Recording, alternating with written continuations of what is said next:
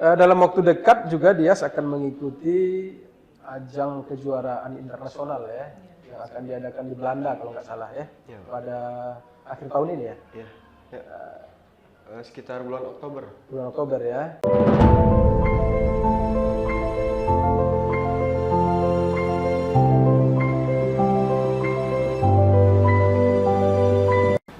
Assalamualaikum warahmatullahi wabarakatuh.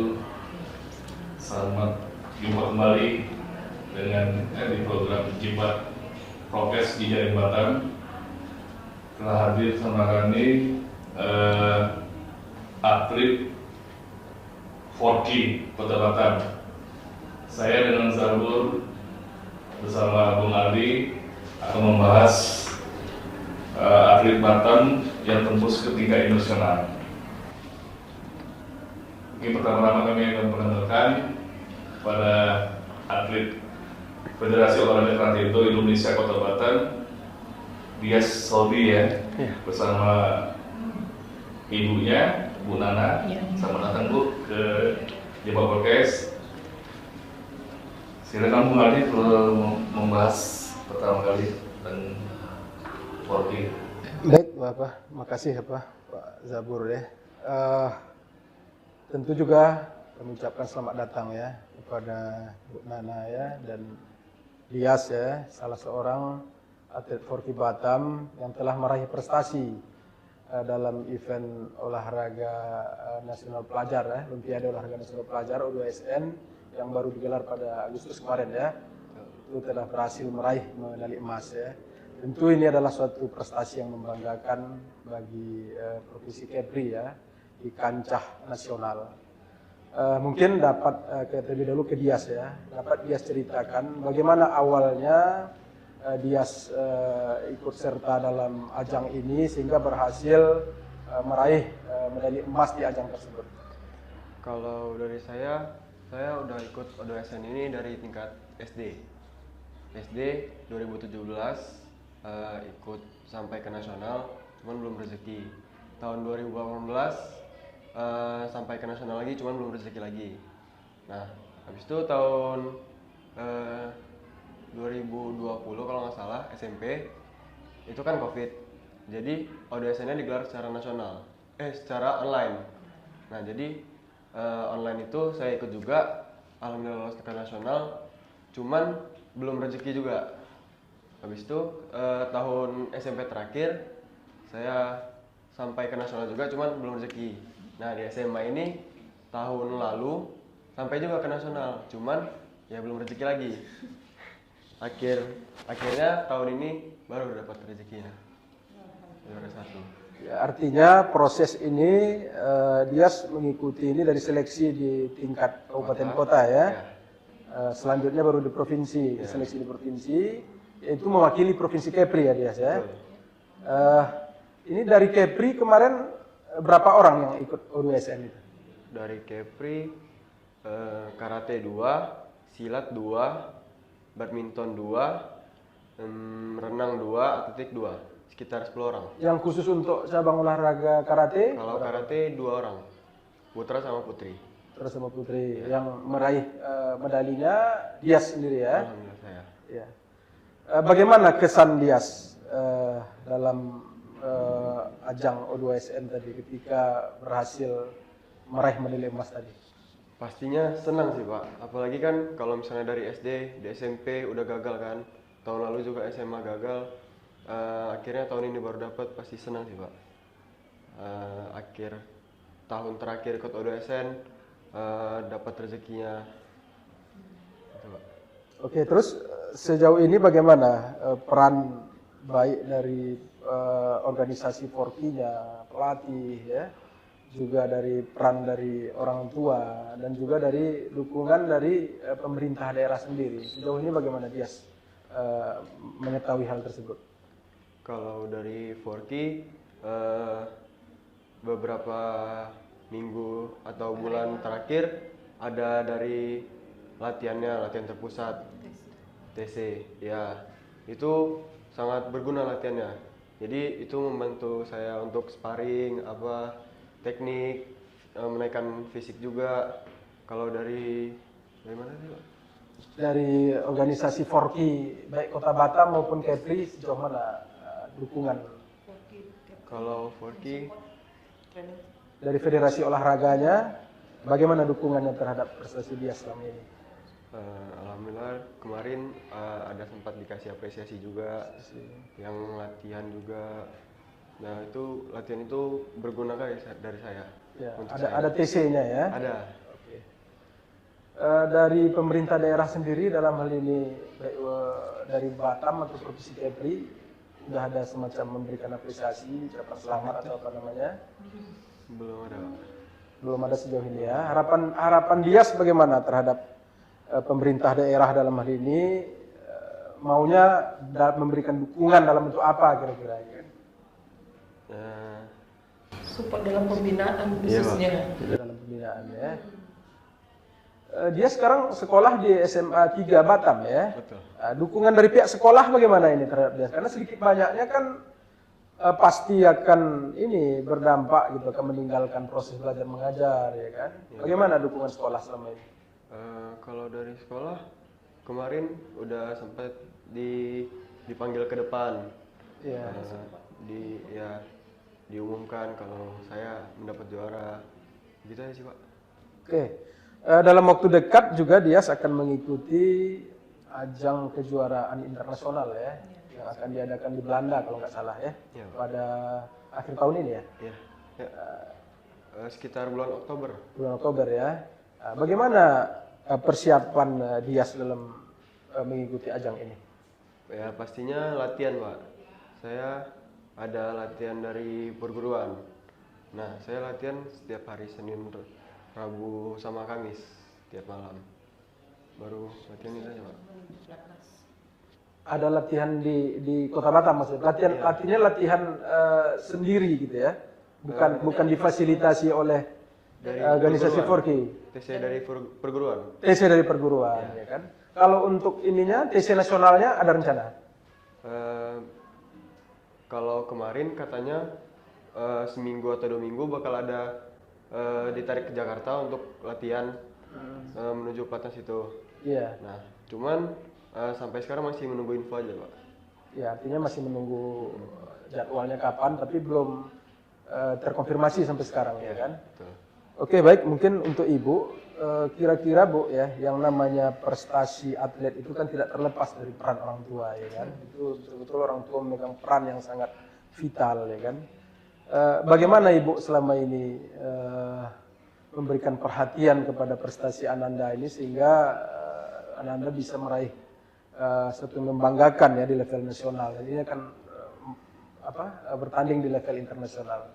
Mungkin gimana? Kalau Ibu. saya, kita sebagai orang tua memang mensupport apapun itu prestasi untuk anak ya Pak ya. Iya. Nah dan liku-likunya dia menuju ke situ tuh tidak gampang. Dari dia jenjang SD itu continue saya dampingi. Walaupun TC-nya setiap hari sampai malam, tiap hari saya ikutin. Jadi perkembangan tuh setiap pulang TC kita review apa yang kurangnya ya kan. Sampai jenjang O2SN saya dampingin. Begitu juga kemanapun dia pergi insya Allah saya dampingin sebagai orang tua. Nah dan dia juga berlatih keras luar biasa. Karena saya bilang untuk kita mencapai titik puncak itu tidak gampang. Dan kita harus mempertahankan itu. Yes. Jadi ya latihan harus keras. Ibaratnya dia harus ekstra di situ. Dan pendidikan juga nomor 1. Itu yang utama. Karena bagi saya prestasi itu menunjangnya aja. Tapi ya nilai plusnya di situ ya Pak ya. Yeah. Nah jadi dia saya selalu imbangkan dengan akademik nomor 1, prestasi juga kalau bisa nomor 1 juga. Dan sejauh ini alhamdulillah sih. Di akademiknya juga Alhamdulillah. bagus Bu ya. Dari SD sampai sekarang seolah masih terpegang. Iya. Apakah ada bimbingan luar buat ya untuk akademik? Soalnya pelatihan olahraga itu pasti membutuhkan waktu. Bener. Alhamdulillah sampai sekarang dia belum pernah ikut les. Karena adik belum ada ya. Kebetulan kemarin kita mau ikut ini nih Pak, bimbel untuk persiapan UTBK kan. Insya Allah tahun depan kan mau kuliah nih, katanya mau di ITB. Jadi kan kita butuh persiapan yang matang banget nih. Cuman saya bilang tunggu kita pending dulu karena O2SN ini gimana, karena kan stepnya masih panjang nih. Nah, alhamdulillah juga setelah itu dia tembus ke nasional, masuk ke pelatnas. Mungkin setelah prepare akhir tahun, mungkin baru kalau memang harus membutuhkan bimbingan untuk akademiknya akan kita masukkan. Balik belakang Bu, kan si Yes. Yes ini kan dari SD kan ya dibilang kata banyak peran beruntung. Ya. Bagaimana Ibu membangun semangat Nah, anak Ibu itu? disitulah Pak. Kita sebagai orang tua kan pengennya yang maksimal dan bagus. Terutama saya lihat ya, untuk Kepri itu pembinaan untuk atlet itu kurang sekali. Jadi ya supportnya untuk pemerintah. Selama ini kan kita perguruan, cuman TC di perguruan. Nah, alhamdulillah setelah SMA kan baru ada Forki, TC Forki, masuk ke situ terbina. Nah, besar harapan kita tuh kan pemerintah tolonglah diperhatikan atlet-atlet ini. Gimana kita Kepri mau dapat juara? Sebenarnya kansnya itu besar sekali, tapi karena tidak ada pembinaan, ya kita nggak bisa maksimal, Pak. Orang tua kita insya Allah udah maksimal, bahkan sebelum berangkat kita leskan privat, pribadi, dan bahkan untuk pelatih pun kita keluar biaya untuk pribadi. Nah, itu yang saya kecewa kalau seandainya, maaf Sakap, kalau orang tua tidak mampu, gimana anak-anak mau berkembang? Dan tolonglah, ini kan ajang tahunan. Seharusnya kan itu ada budgetnya untuk anak-anak. Di situ tolong diperhatikan. Yang dibawa Kepri loh, bukan nama pribadi lagi. Karena saya lihat kurang banget. Ibaratnya maaf cakep ya, kita pergi kemarin juga, kita pergi secara di sini ada guru pembimbing di situ yang mengatur, yang provinsi langsung dari Pinang ke Jakarta. Jadi kan gimana ya? Seharusnya kan atlet itu berkumpul dulu, ada pelepasan. Begitu juga pulangnya penyambutan seperti apa, mau medali atau tidak, itu kan jadi nampak tak apresiasi anak-anak. Kita pergi sendiri-sendiri Bu. Jadi memang dari sekolah kan menyiapkan pendamping, guru olahraga masing-masing atau pelatih karate. Ya kita ketemu di bandara itu ada dari provinsi minta tolong satu guru mengkoordinatorkan. Petugas yang dari provinsi, mereka dari Pinang langsung ke Jakarta. Itu yang saya kecewa, kenapa tidak belajar dari tahun ke tahun loh Pak. Seharusnya kan ada pembenahan. Gimana atlet kita mau punya jiwa semangatnya gimana bertanding, percaya dirinya aja kurang. Ya kan, seharusnya kan mereka dengan seragam, di foto, di apa, itu kan udah menimbulkan rasa percaya diri yang besar sekali. Bahkan untuk bertanding juga, insya Allah kalau dengan support yang begitu kan luar biasa. Dan kalau yang ketiga dari provinsi, dari dinas pendidikan atau dari dinas pendidikan Pak, ya? Karena ini kan bersangkutan dengan pelajar O2SN sekolah, jadi dari dinas pendidikan. Makanya saya bilang kenapa tidak belajar tahun ke tahun ada perbaikan. Kalau kita tertata tiap tahun itu kan ada perubahan, insya Allah kan peningkatan atlet Kepri itu luar biasa, pembinaan utamanya. Nah itu yang saya bilang, sayangnya kalau orang tua tidak mampu gimana? Atlet kita mau jadi apa? Jadi supporting yang diberikan oleh pemerintah daerah, Bu, waktu keikutsertaan O2SN kemarin dalam bentuk apa? Ya mereka kan pembiayaan dari pusat semuanya. Pemerintah kan cuma mengkoordinirkan aja mereka. Cuman oke, dari sekolah memesan tiket, mengurus anaknya, pendampingnya, ya kan? Ketemu kita di Jakarta.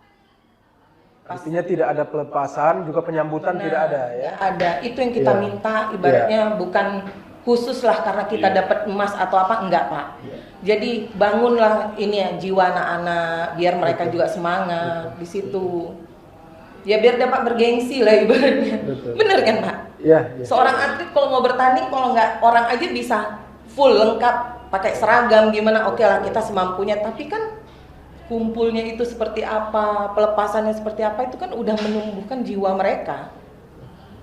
Itu yang saya selalu bayangin, 7 kali dia ikut O2SN. SD 2 tahun, SMP 2 tahun, SMA 3 kali nih Pak. 3 kali online. Nah, memang kita alhamdulillah targetkan pas tahun ini memang di komite kan 2 kelas tuh Pak, dia ikut dari SD. Kalau pas online kita cuma bikin video itu cuma 1 kelas kita bisa ikut di kata. Nah, dia menang kemarin di komite.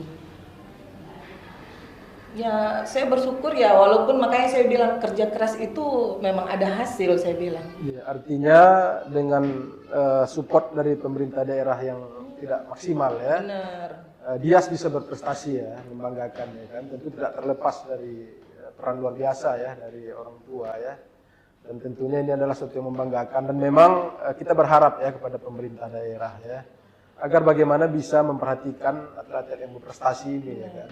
Sehingga mereka-mereka ya seperti Dias yang sudah bisa mengharumkan nama daerah ya, bisa merasa lebih dihargai gitu ya. Dan ini tentunya butuh perhatian dari seluruh stakeholder ya dalam hal ini, baik pemerintah daerah, dari federasinya ya, dari KONI-nya ya kan, sehingga bagaimana kita membangun ekosistem olahraga ini betul-betul bisa menjadi hal yang membanggakan. Saya rasa itu ya podcast kita pada hari ini, pada kesempatan ini. Mungkin sebelum kita tutup, mungkin Dias ada hal-hal mungkin yang ingin disampaikan pada kesempatan ini, silakan. Semoga bisa lebih baik aja sih Pak, kedepannya, untuk kedepannya ya semuanya. Dari Bu? Kalau saya ya semoga dari pemerintah, dari instansi terkait atau apapun itu, KONI segala macam, dari sekolah, insya Allah mudah-mudahan selalu support anak-anaknya ke depan, tolong diperhatikan para atlet supaya ya Kepri melahirkan banyak atlet yang bagus, siap berlaga dan bisa pulang membawa medali. Ya demikian podcast hari ini Jejaring Batam atau Jebat. Ketemu lagi di program yang sama. Terima kasih. Assalamualaikum warahmatullahi wabarakatuh.